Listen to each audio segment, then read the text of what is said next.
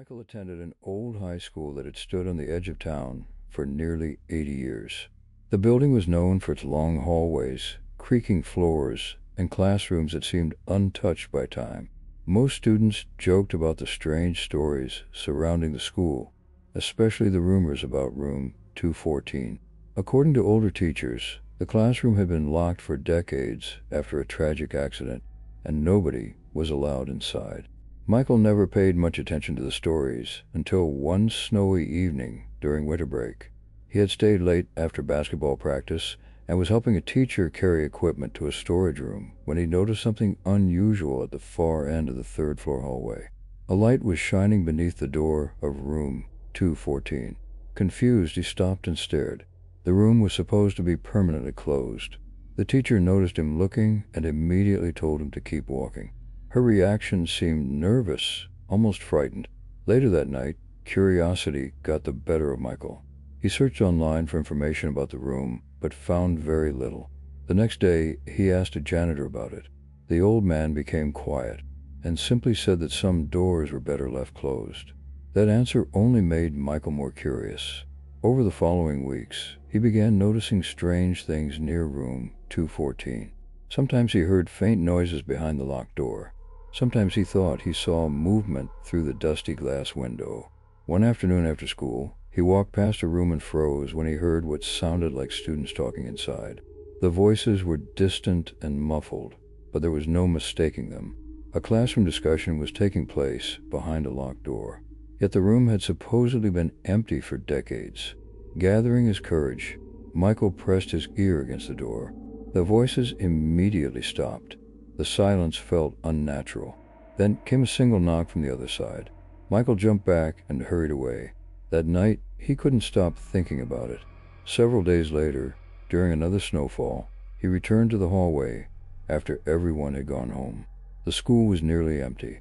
As he approached room 214, he noticed the light shining beneath the door again.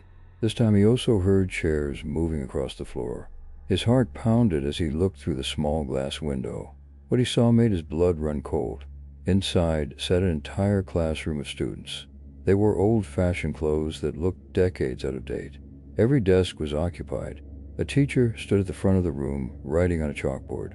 Nobody moved. Nobody spoke. Every person in the room simply stared toward the front of the class. Michael blinked, and suddenly the room was dark again. Empty. Silent. Terrified, he ran downstairs and left the building. The following morning he returned and discovered something strange scratched into paint beside the door. It hadn't been there before. For words, "Class is still in session." Michael showed the message to a friend, but by lunchtime the words had disappeared. Weeks passed, yet the strange events continued. Students occasionally reported hearing voices in the third-floor hallway after dark. Security guards claimed lights would turn on by themselves near room 214. Then one winter evening, a severe snowstorm forced several students and teachers to remain inside the school until roads were cleared. Around midnight, the school's security cameras recorded movement on the third floor. Footage showed dozens of figures walking through the hallway toward room 214. The problem was that none of the figures appeared on any other camera. They seemed to emerge from empty darkness and vanish through the locked classroom door. The recording was never publicly released, but rumors spread quickly throughout the school. Determined to learn the truth, Michael searched through old newspaper archives and eventually discovered a forgotten article from the 1950s. According to the report, a boiler explosion had occurred beneath the school during a winter evening class. Several students and a teacher in room 214 never made it out. The classroom had remained closed ever since. What disturbed Michael most was the accompanying photograph. It showed the students of room 214 gathered for a class picture shortly before the accident. As he studied the image, his stomach dropped. Every face in the photograph matched the people he had seen for the classroom window. Same students, same teacher, same expressions. A month later, Michael was walking through the third-floor hallway alone when he noticed the door of room 214 standing slightly open. For the first time in decades, the room was unlocked. He hesitated before stepping closer. The hallway felt unusually cold. Snow tapped softly against the windows outside. As he reached the doorway, he heard faint voices coming from inside, students whispering, pages turning, a teacher speaking quietly at the front of the room. Michael looked through the opening and saw rows of occupied desks stretching into the darkness. Then every student slowly turned their heads toward him at the exact same moment. He never waited to see what happened next. He ran downstairs and out of the school without looking back. The next morning the door was locked again. It has remained locked ever since. But according to students who stay late during the winter months, if the snow is falling heavily and the halls are empty, you can sometimes hear a classroom lesson taking place behind room 214. And if you stop long enough to listen, you may hear a teacher calling attendance, one at a time, until eventually she reaches yours. Nobody used the basement stairwell anymore. It sat at the far end of the oldest hallway in Westbrook High School, hidden behind a heavy metal door that most students barely noticed. Teachers claimed it led to old storage rooms and abandoned boiler equipment that had not been used in decades.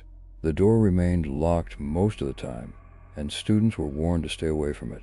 Naturally, that only made people more curious. During the winter of 2025, 16-year-old Ethan began staying late after school for theater rehearsals. Practice often ended long after sunset, leaving him among the last students in the building. One snowy evening, while walking toward the parking lot, he heard something unusual coming from behind the basement door. At first it sounded like footsteps, slow footsteps climbing stairs, one step at a time. The strange part was that the school basement was supposed to be empty. Ethan stopped and listened.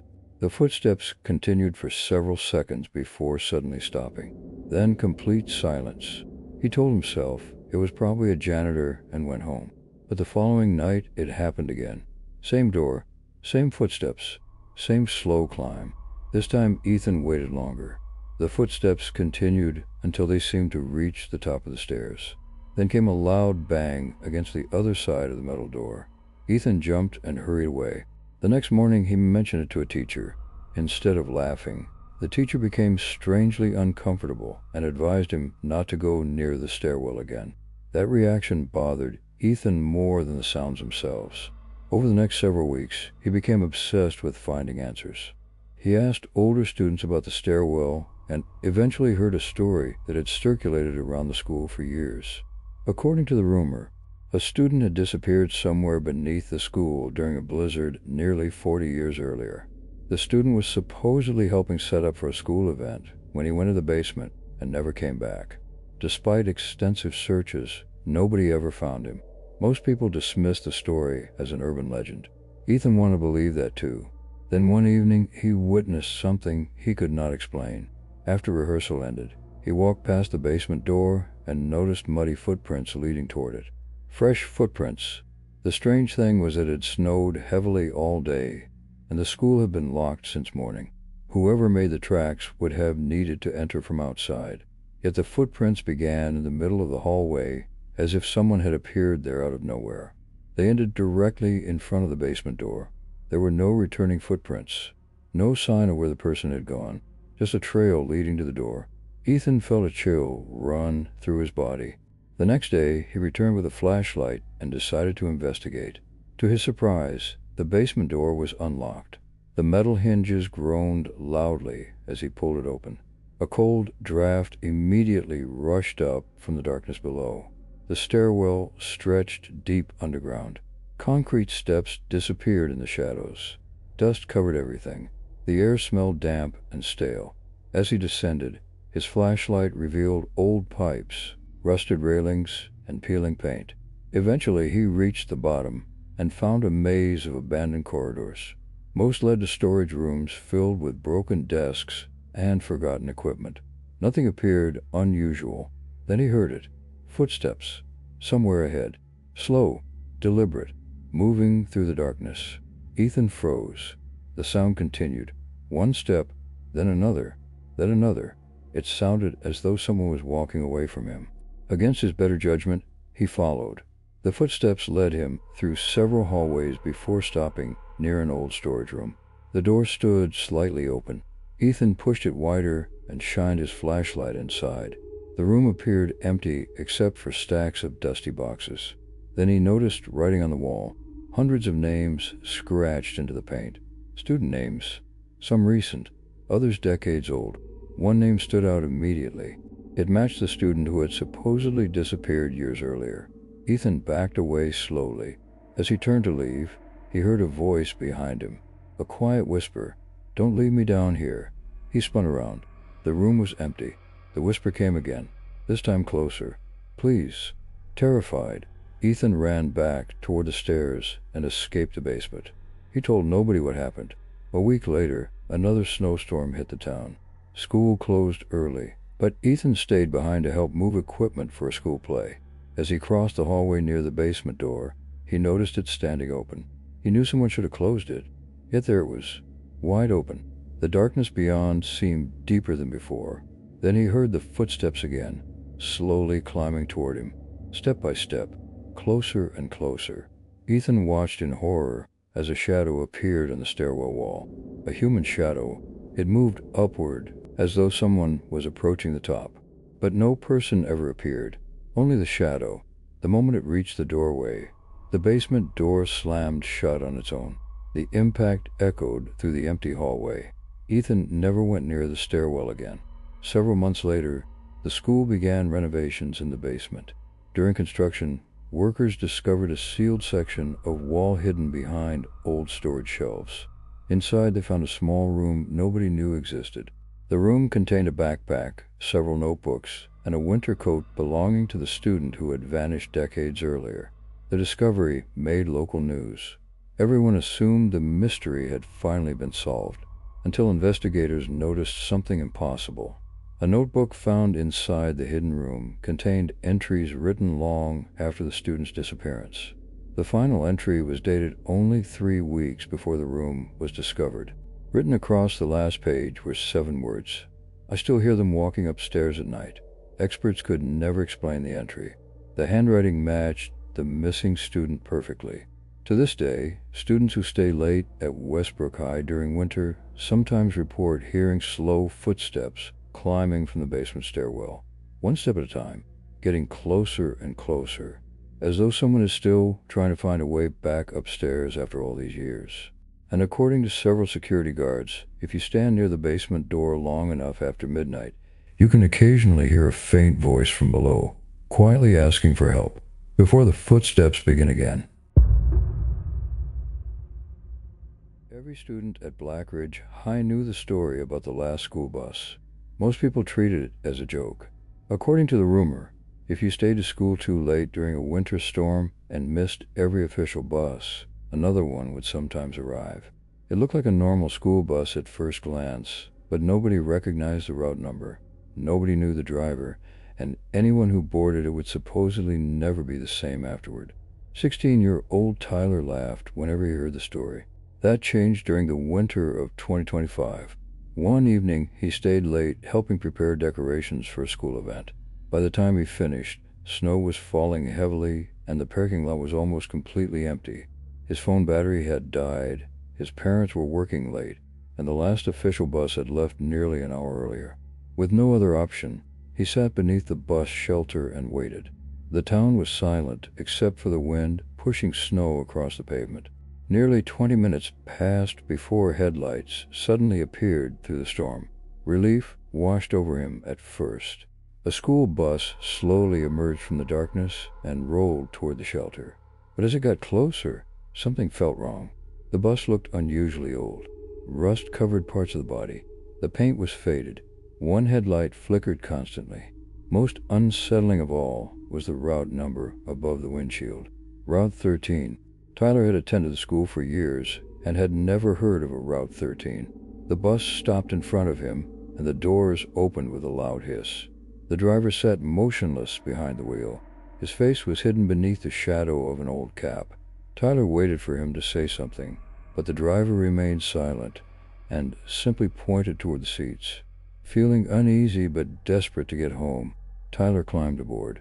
The doors immediately shut behind him. The first thing he noticed was the silence. There were about a dozen students sitting throughout the bus, yet none of them were talking. None looked at their phones. None acknowledged him. They simply stared forward without moving. Tyler sat near the middle and tried to ignore the strange atmosphere. As the bus pulled away, he expected to recognize the route, but instead it traveled down roads he had never seen before. Houses gradually disappeared. Streetlights became scarce. Soon the bus was moving through endless stretches of dark forest covered in snow. The farther they traveled, the more uncomfortable Tyler became. After nearly 30 minutes, the bus stopped beside a snowy clearing deep in the woods. One student stood up and quietly exited. There were no houses, no roads, no signs of life, just darkness and trees. The student disappeared into the storm, and the bus continued moving. Several more stops followed. One passenger left beside a frozen lake. Another stepped off near an abandoned church buried in snow. None of the locations made sense. Tyler began studying the passengers more carefully and noticed something disturbing. Their clothing looked outdated. One girl wore a style that belonged decades ago.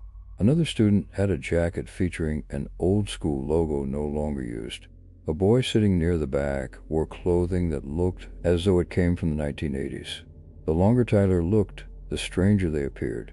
Then he realized something that made his blood run cold. Not a single passenger had blinked since he boarded. They sat perfectly still, staring ahead. Eventually the bus reached another stop, and Tyler immediately recognized the location. His heart nearly stopped. The bus had stopped beside an abandoned bridge several miles outside town. The bridge was infamous locally because decades earlier a school bus carrying students had crashed there during a winter storm. Several students died in the accident. Tyler had heard the story his entire life. As he stared through the window, one of the passengers suddenly moved. A teenage boy slowly turned toward him. It was the first time anyone had acknowledged his existence. The boy's face looked unnaturally pale. His eyes seemed hollow. For several seconds, he simply stared at Tyler before quietly speaking. "You shouldn't be here." Tyler froze. The boy continued staring. "You got on the wrong bus." The moment those words left his mouth, every passenger on the bus slowly turned toward Tyler. One by one, row by row, dozens of pale faces locked onto him at the exact same time. The silence became unbearable. Tyler could hear nothing except his own heartbeat. Then the driver suddenly slammed on the brakes. The bus screeched to a stop and the doors flew open. Without thinking, Tyler jumped from his seat and ran. He leaped through the doorway into deep snow and stumbled across the roadside. When he turned around, every passenger was still staring at him through the windows. Motionless, expressionless.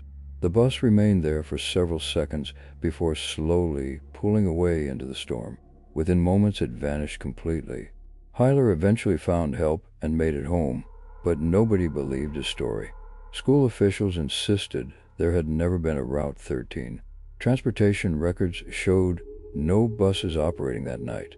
Security camera footage from the school parking lot revealed something even stranger. The recording showed Tyler sitting alone beneath the bus shelter. Then, without any visible bus ever arriving, he suddenly stood up and walked away into the snow as though following something invisible. Months later, while researching the bridge accident, Tyler found an old newspaper article containing photographs of the students who died in the crash. His hands began shaking as he studied the image. He recognized nearly every face. They were the same passengers he had seen on the bus that night, the same pale students who never blinked, the same boy who warned him to leave. And according to the article, every one of them had died more than 40 years before Tyler was even born. During the winter of 2025, students at Crestwood High began talking about something strange that happened after dark. The school itself was old, built decades earlier on the edge of town, with long hallways, flickering lights, and classrooms that seemed unsettling even during the day. Most students ignored the rumors. They claimed that after everyone left and the building became quiet, the school's intercom system would occasionally turn on by itself. At first it sounded harmless. Random static, electrical problems, nothing unusual. But those who stayed late long enough claimed they heard something else.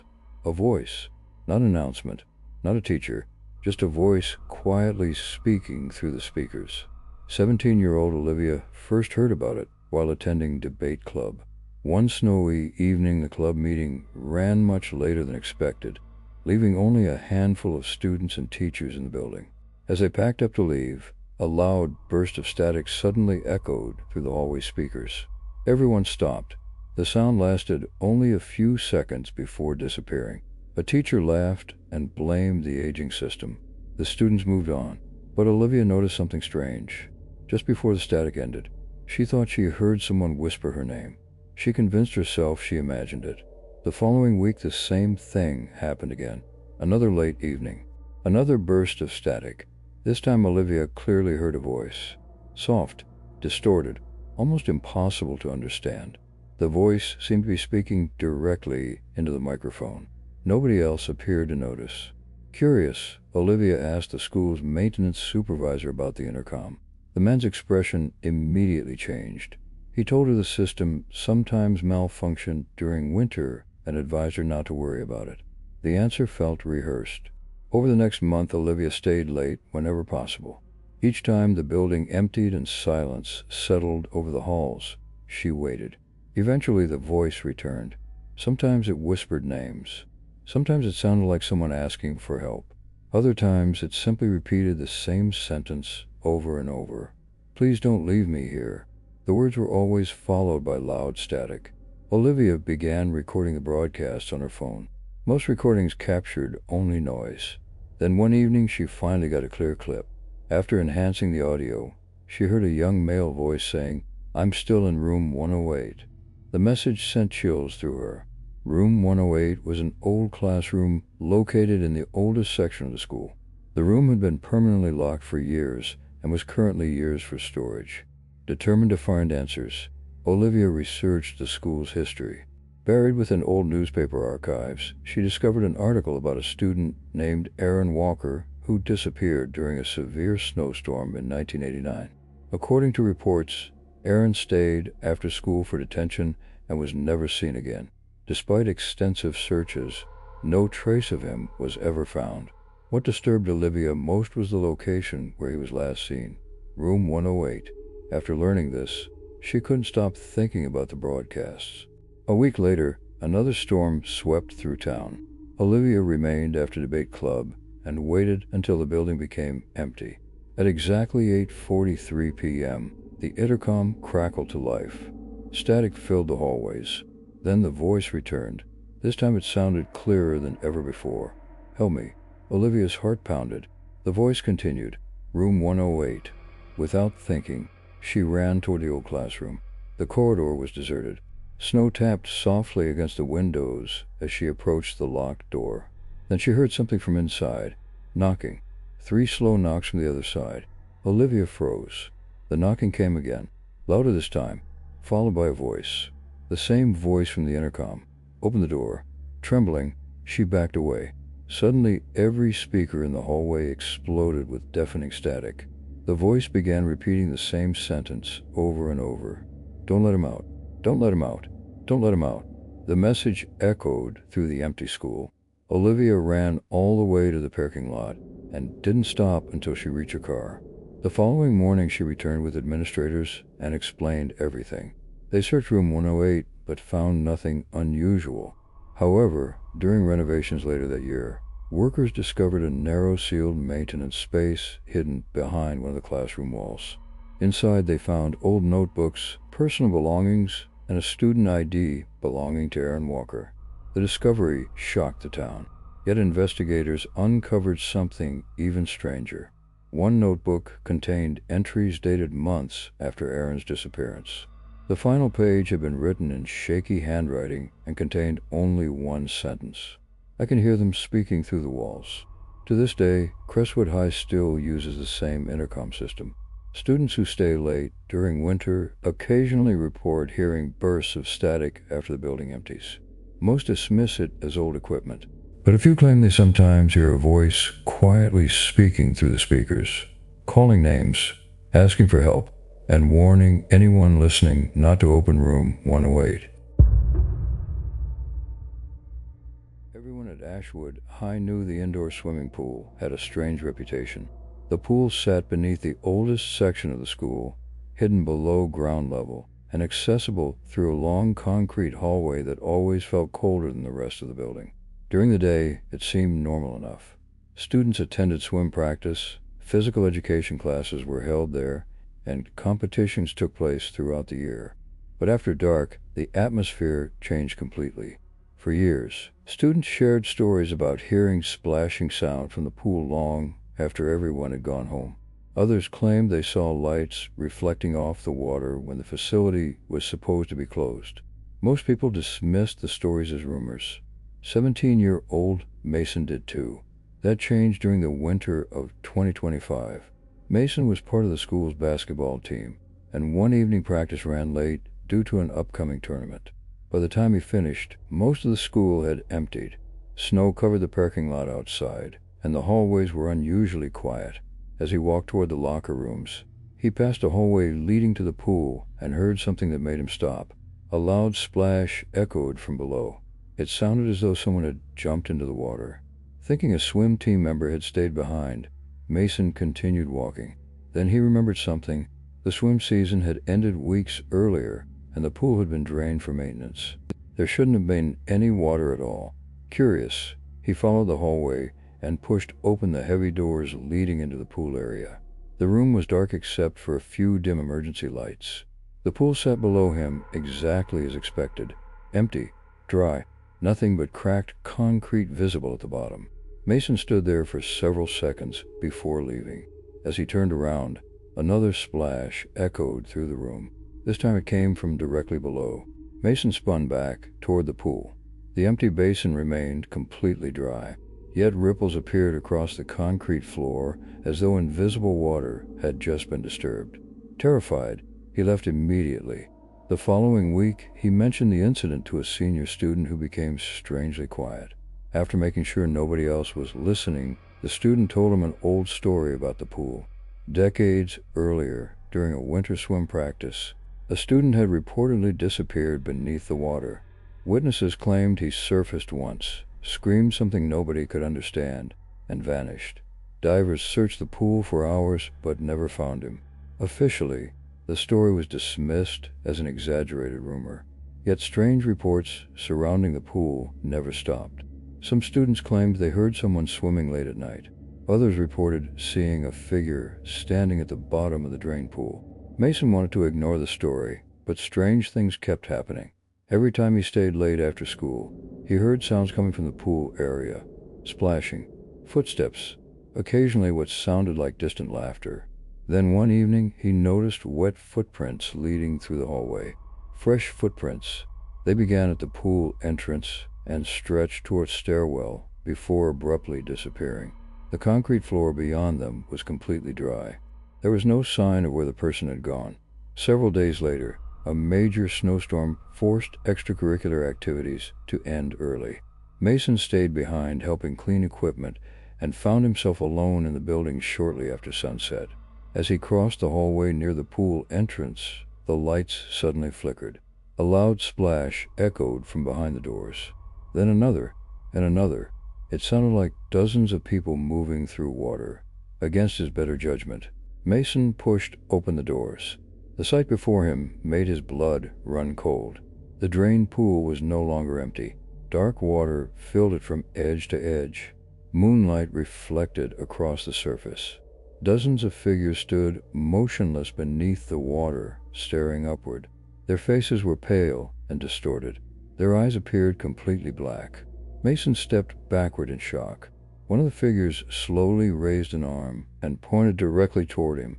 The lights immediately went out. The room plunged into darkness. Panic surged through him.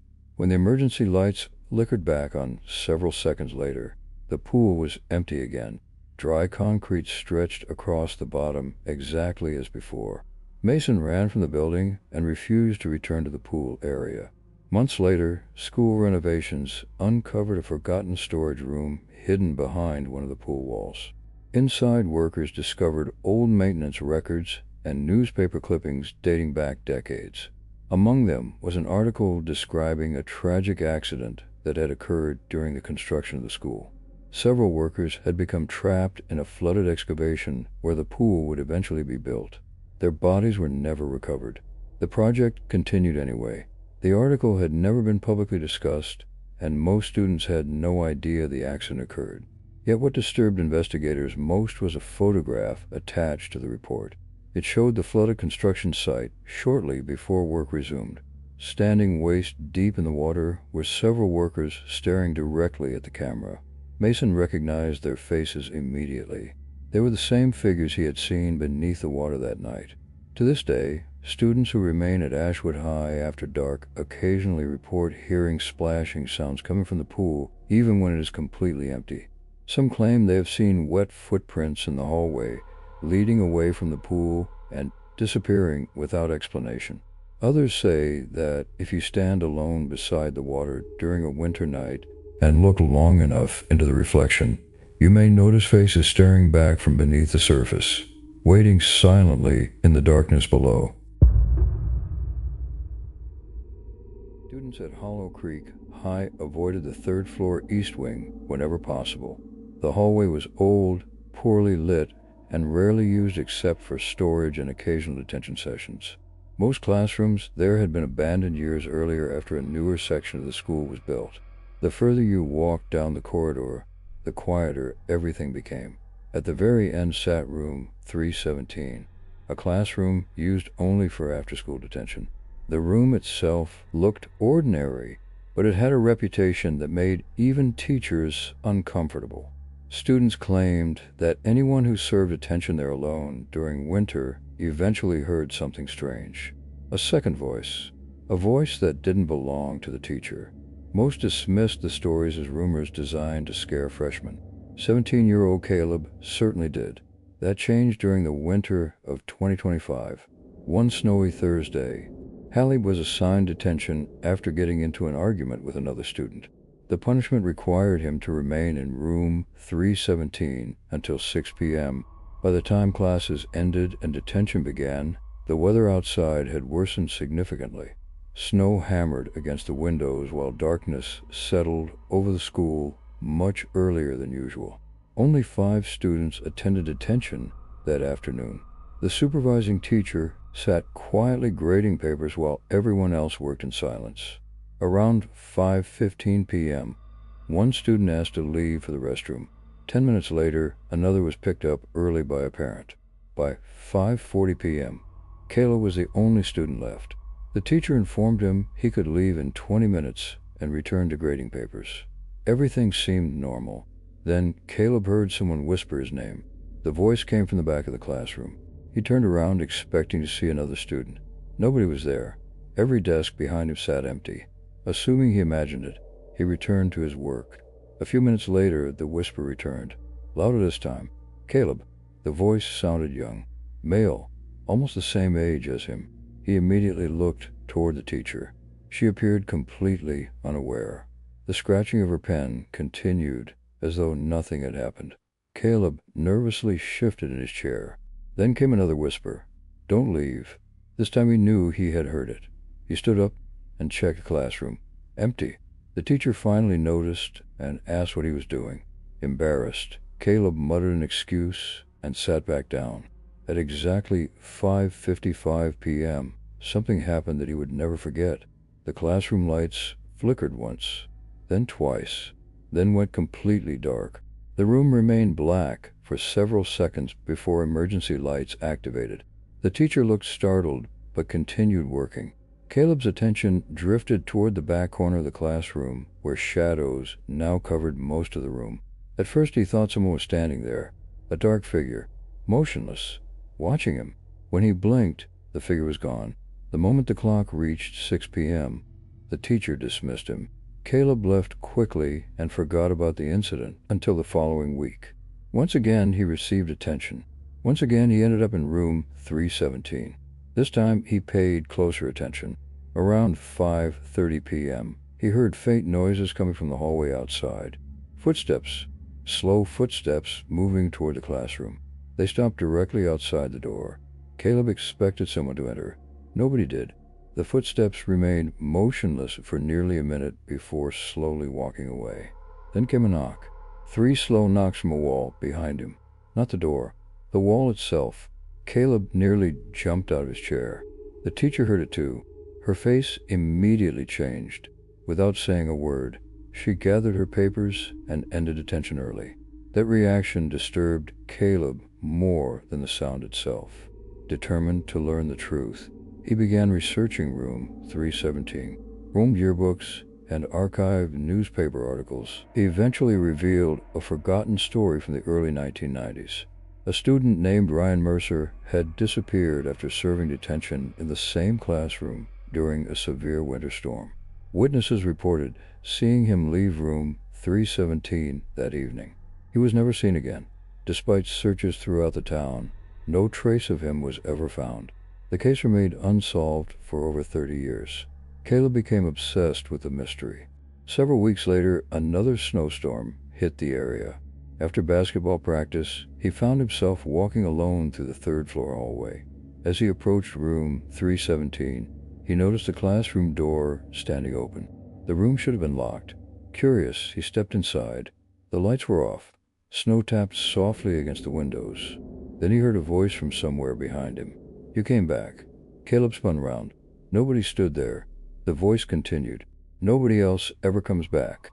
His heart raced as he backed toward the doorway.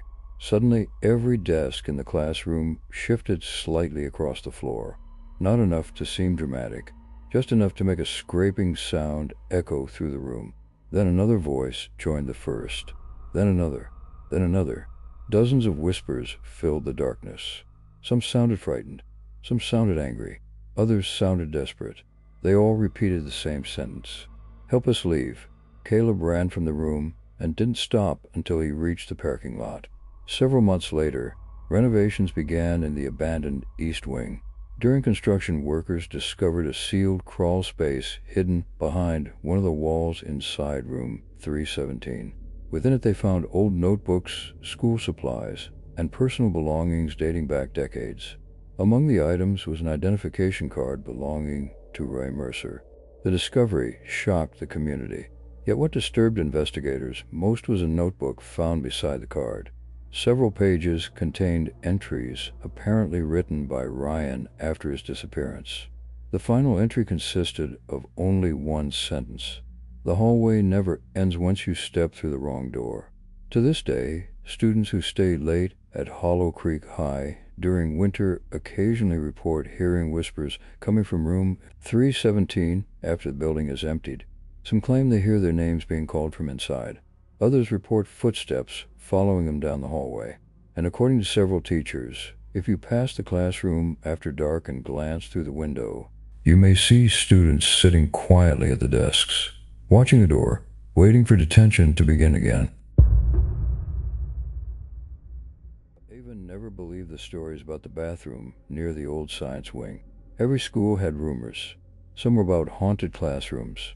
Others were about strange noises in empty hallways. This one was about a mirror. Students claimed that if you entered the second-floor bathroom after school during winter and looked into the large mirror above the sinks, you might see someone standing behind you. The strange part was that when you turned around, nobody would be there. Ava always laughed whenever she heard the story. She thought it was just another creepy rumor made up by students to scare each other. During the winter of 2025, Ava stayed late several times a week helping prepare decorations for school events. One snowy evening, she finished much later than expected. The sun had already set, snow covered the parking lot, and most students had gone home hours earlier. The building felt unusually quiet, the kind of quiet where every sound seems louder than normal. Before leaving, Ava stopped at the bathroom near the science wing to wash paint from her hands. She pushed open the door and immediately noticed how empty the room felt. The lights buzzed softly overhead. The rows of sinks were spotless. Every stall door stood open. As she washed her hands, she suddenly heard water running beside her. Thinking another student had entered, she looked up. The sink next to her was on. Water poured from a faucet into the basin, but nobody was standing there. Ava stared for several seconds before reaching over and turning the faucet off. She nervously laughed to herself and looked up into the mirror. Her smile disappeared instantly. Standing directly behind her was a girl. The girl looked around her age. She had long dark hair hanging over her shoulders and unusually pale skin. She wasn't smiling. She wasn't moving. She was simply staring at Ava through the reflection. Ava spun around so quickly she nearly slipped. The bathroom was completely empty. No footstools, no opening door, nobody. When she looked back at the mirror, the girl had vanished. Ava convinced herself she was exhausted and left. But over the following days, she couldn't stop thinking about what she saw. A week later, she stayed late again and eventually found herself back in the same bathroom. Everything seemed normal until she glanced into the mirror. The girl was there again. This time she stood near the stalls at the far end of the room. Her eyes remained fixed on Ava. Once again, when Ava turned around, nobody was there. The encounters continued. Every time Ava entered the bathroom after school, she saw the same girl. Sometimes she appeared close to the entrance, sometimes near the sinks, sometimes standing inside one of the stalls. With each appearance, she seemed slightly closer than before. Around the same time, other strange things began happening. Ava occasionally heard footsteps walking through the bathroom when she was alone. She heard stall doors slowly creaking open. More than once she heard what sounded like someone quietly crying. The crying always seemed to come from the last stall. Whenever she approached it, the sound stopped completely. One afternoon, she was washing her hands when she noticed something strange in the mirror. The reflection behind her looked darker than the actual bathroom. The lights appeared dimmer. The walls seemed older. For just a second, she thought she saw several figures standing behind the stalls. Then they disappeared. That night, Ava decided to research the history of the school. After searching old newspaper archives and yearbooks, she discovered an article from 1987 about a student named Emily Carter. Emily had stayed after school for science club during a snowstorm. According to witnesses, she entered the second-floor bathroom shortly before the school closed. She never came out. Search teams looked for weeks, but found no trace of her. The case remained unsolved for nearly 40 years. What made Ava's blood run cold was the photograph attached to the article. Emily was the girl from the mirror. The same face, the same hair, the same expression. After learning this, Ava became obsessed with finding answers. She started taking photos inside the bathroom whenever she stayed late. Most showed nothing unusual. Then one evening, she captured something disturbing. Standing behind her in the reflection was Emily. Ava immediately checked the bathroom after taking the photo. It was empty. Yet when she looked at the image later that night, Emily remained clearly visible. The next day, the figure had disappeared from the photograph entirely. The spot where she had stood was now empty. Weeks passed, and the sightings became more intense. One evening, Ava entered the bathroom and immediately noticed that all the stall doors were closed. That had never happened before. As she approached the sinks, every stall door slowly opened by itself, one after another. The final stall remained closed. Then came 3 knocks. Top, top, top. Ava froze. A girl's voice whispered from inside, "Is someone there?" The voice sounded weak. Frightened, Ava slowly approached the stall. Before she reached it, the lights flickered. The voice disappeared. The stall stood empty. Winter continued, and the snowstorms grew stronger. Then one evening, during the largest storm of the season, Ava stayed late helping a teacher organize supplies. By the time she finished, she was one of the last people left in the building. The hallways were silent. Wind rattled the windows. Snow piled against the doors outside. Before leaving, she entered the bathroom one final time. The moment she stepped inside, she knew something was wrong. The room felt freezing cold. The lights flickered constantly. The mirror seemed darker than usual. Ava slowly raised her eyes toward it. Her heart nearly stopped. The reflection wasn't showing an empty bathroom. It showed dozens of students standing behind her. Some wore modern clothing. Others looked like they came from different decades. Their faces were pale and expressionless. None of them moved. None blinked. Standing in the center was Emily. Unlike the others, she looked terrified. Slowly she raised her hand and pointed toward the last stall. A second later, 3 loud knocks echoed through the room. Top, top, top. Then came a whisper, "Help us." Ava turned toward the stall. The door was shut. Every other stall stood open. Suddenly all the lights went out. Complete darkness filled the room. Ava could hear breathing all around her. Not one person, dozens, maybe hundreds. Then came footsteps, slow footsteps moving closer. Step by step, the sounds seemed to surround her from every direction. Someone whispered her name. Then another voice whispered it. Then another. Soon dozens of voices were repeating her name throughout the darkness. Eva couldn't move. She couldn't breathe. Then the lights suddenly came back on. The bathroom was empty. Every stall door stood open. The mirror showed only Ava standing alone. Terrified, she ran from the room and never returned after Derek. Several months later, construction workers renovating the science wing discovered a hidden maintenance passage sealed behind one of the bathroom walls. Inside they found old belongings covered in dust. Among them was a backpack, notebooks, and a student ID belonging to Emily Carter.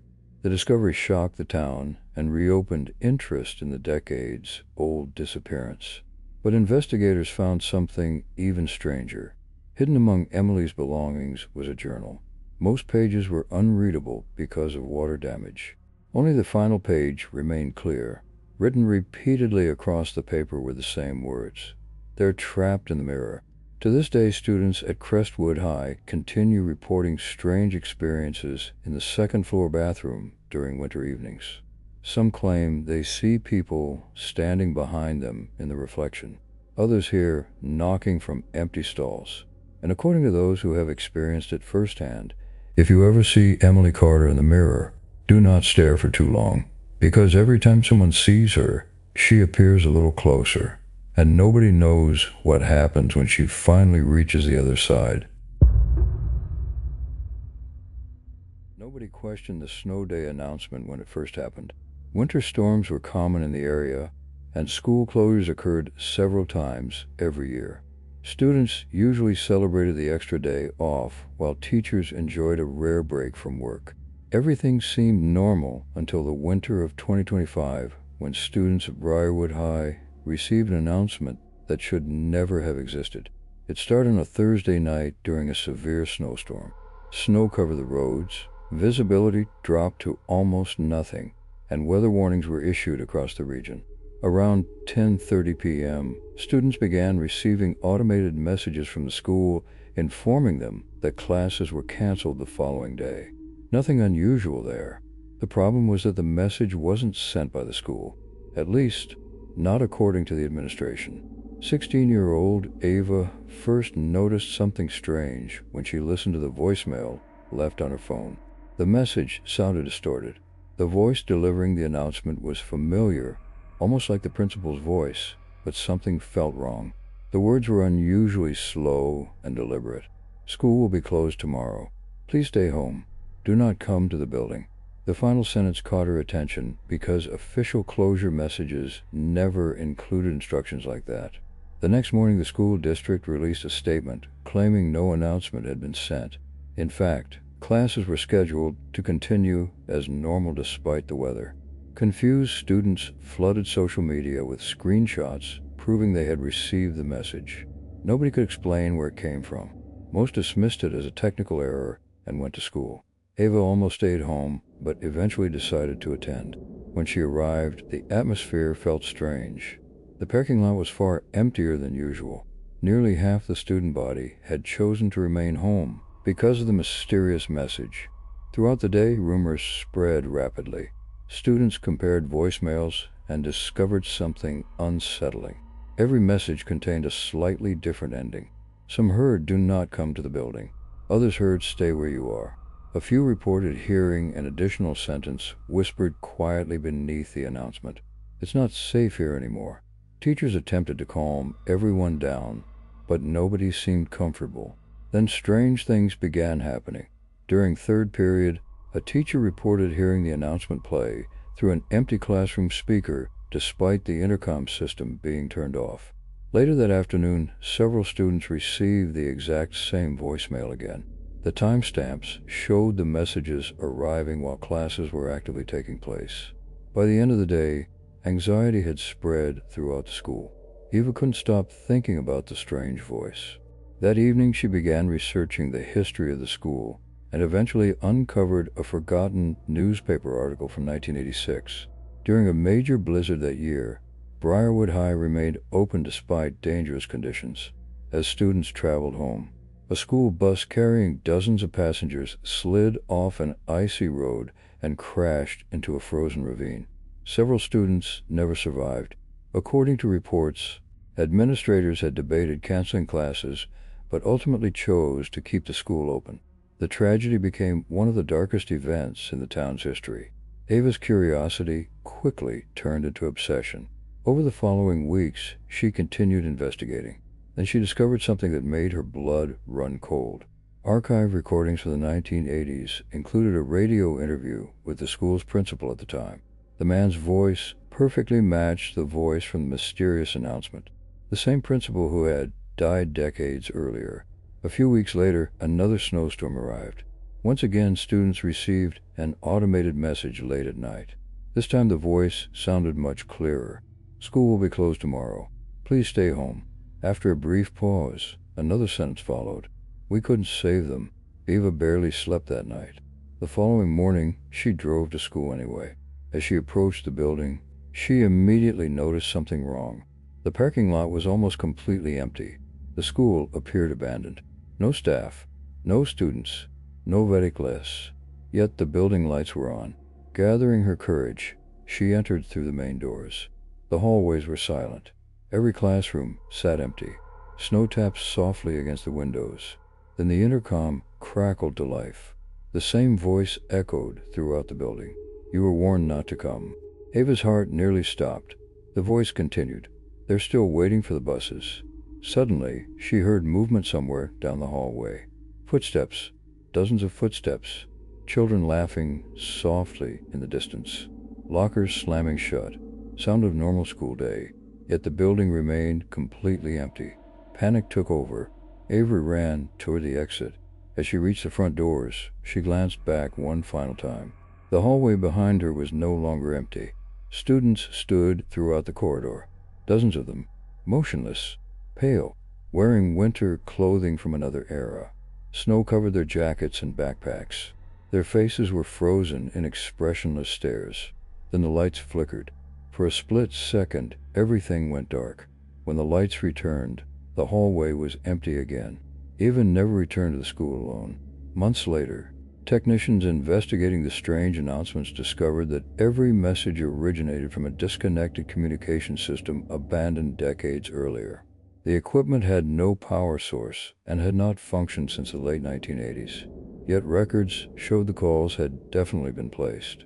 To this day, whenever a major snowstorm approaches Briarwood High, students occasionally report receiving a voicemail late at night. The message always sounds the same, a calm voice warning them not to come to school. Most ignore it, some listen. But according to local legend, those who hear a second voice whispering beneath the announcement should stay home no matter what, because the last people who ignored the warning never made it back. Most students at Redwood High believed the fourth floor was a myth. The school only had 3 floors according to every map, blueprint, and official document. Teachers said the building had never contained a 4th floor at all. Yet for decades, students shared the same strange story. If you stayed late enough during a winter evening and took the east stairwell at exactly the wrong time, you might find yourself stepping onto a floor that shouldn't exist. Most people dismissed it as another school legend. 17-year-old Liam certainly did. During the winter of 2025, Liam was staying late after school to finish a group project. A heavy snowstorm had moved into the area, and by the time he finished working, most of the building was empty. The hallways were quiet. The lights seemed dimmer than usual. As he packed his things and headed toward the exit, he noticed the elevator was temporarily out of service. Annoyed, he decided to take the east stairwell instead. The stairwell was old and rarely used. The concrete walls were cracked, and the lights flickered constantly. Liam began descending from the 3rd floor. Halfway down, he noticed something strange. Another flight of stairs continued upward above him. He paused. There shouldn't have been anything above the 3rd floor.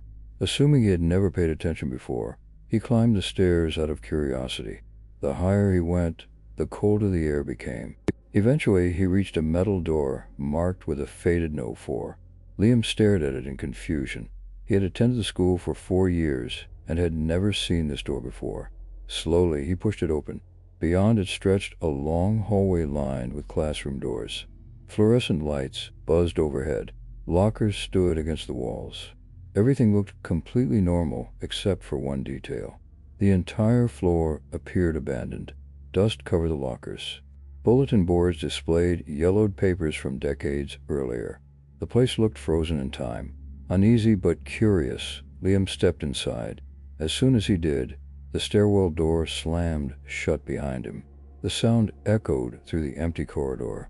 He immediately tried reopening it, but the handle refused to move. Panic briefly crossed his mind before he convinced himself there must be another exit. As he walked down the hallway, he noticed classroom numbers that didn't match the rest of the school. One room in particular caught his attention. Room 404. The door stood slightly open. Through the gap, he could see rows of desks facing a chalkboard. Gathering his courage, he pushed the door wider. The classroom appeared empty, at least at first. Then he noticed someone sitting in the very back row. A student, motionless, facing forward. Liam called out. No response. The figure didn't move. Feeling increasingly uncomfortable, he backed away from the doorway and continued down the hall. As he passed other classrooms, he began noticing more students sitting inside. Some sat alone. Others occupied entire classrooms. None moved. None spoke. Every one of them faced forward as though waiting for a lesson to begin. Liam's heartbeat quickened. He hurried toward what looked like the opposite stairwell. Before reaching it, a voice suddenly echoed through the hallway speakers. Class is about to begin. The announcement sounded old and distorted. The moment it ended, every classroom door slowly creaked open. Liam froze. One by one, students began standing for their desks. Hundreds of students. They emerged into the hallway silently. Their clothing looked outdated. Some appeared to be for the 1970s. Others looked even older. None showed any expression. They simply stood facing him. Then another announcement crackled through the speakers. All students must report to class immediately. The crowd slowly began walking toward him. Liam turned and ran. His footsteps echoed through the corridor as the sea of students followed behind at an unnaturally steady pace. No matter how fast he ran, he could hear them getting closer. Classroom doors slammed open around him. More students stepped into the hallway. The lights above flickered violently. The speakers continued repeating the same announcement over and over. All students must report to class immediately. Liam eventually reached the far end of the corridor where he found another stairwell door. He threw it open and raced downward. The lights in the stairwell went dark behind him as though something was following. He didn't stop running until he burst into the familiar third-floor hallway below. Breathing heavily, he looked back. The door behind him now displayed a Nova 3. There was no sign of a fourth floor. The staircase ended exactly where it should have.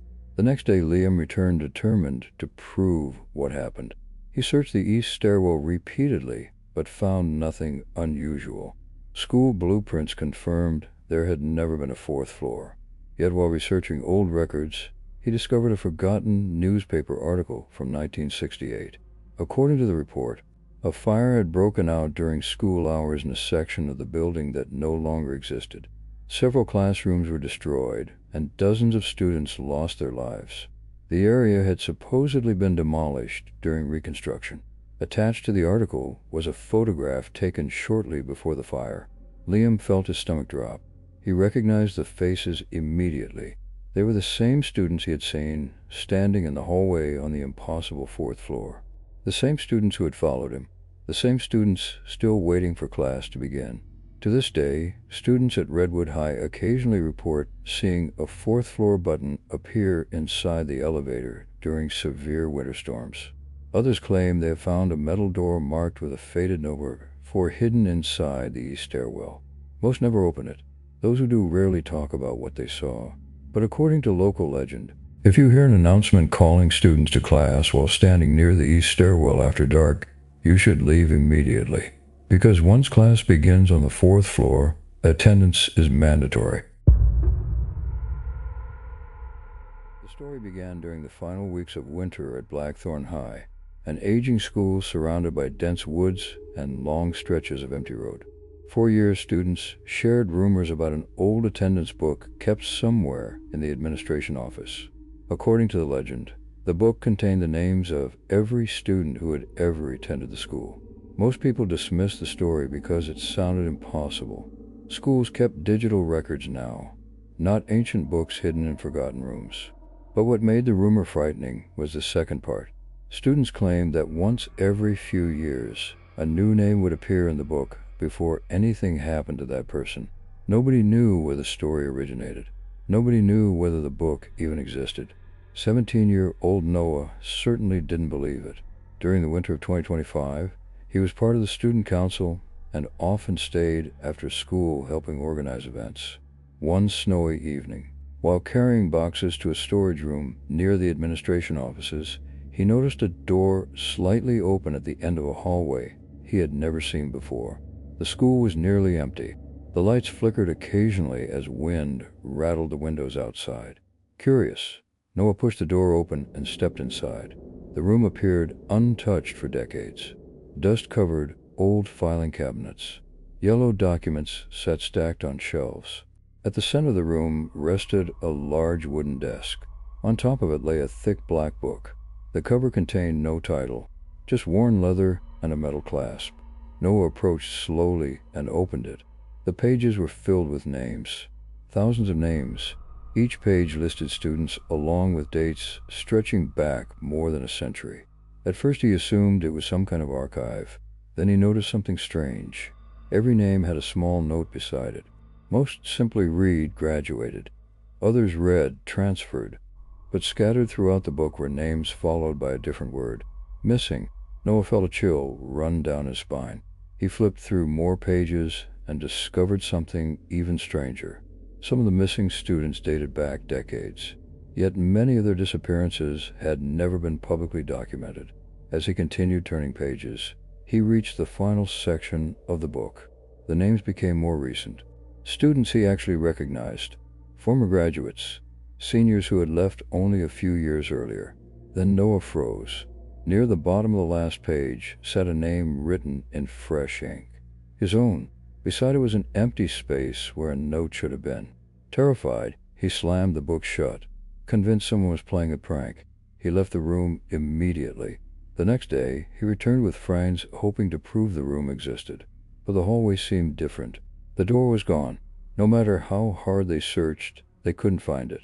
Over the following weeks, Noah couldn't stop thinking about the book. Strange things soon began happening around him. He would occasionally hear someone calling his name in empty hallways.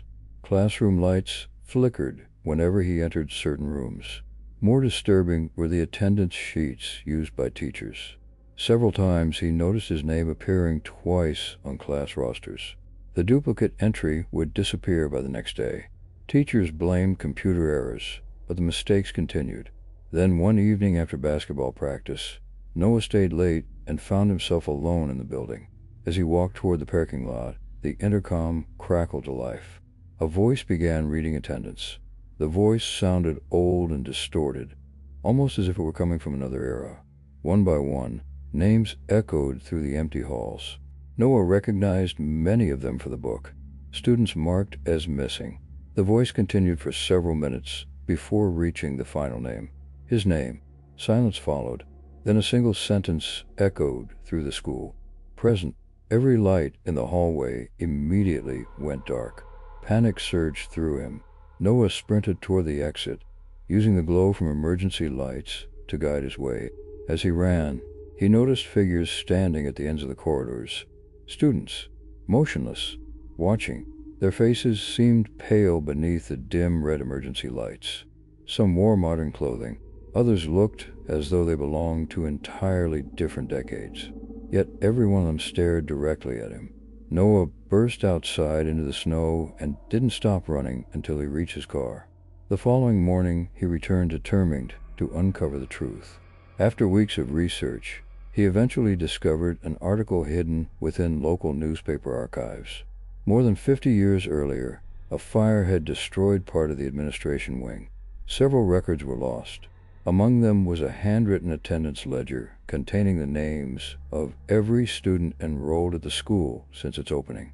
According to reports, the book was never recovered, yet survivors of the fire claimed they occasionally saw it afterward in rooms where it shouldn't have been. The article also mentioned something else. Several students whose names appeared in the ledger after the fire later vanished under unexplained circumstances. Most people dismissed the claims as superstition. No one wanted to do the same. Then another snowstorm struck town. School closed early, leaving the building nearly empty by sunset. As Noah walked through the administration wing, he noticed the familiar hallway once again.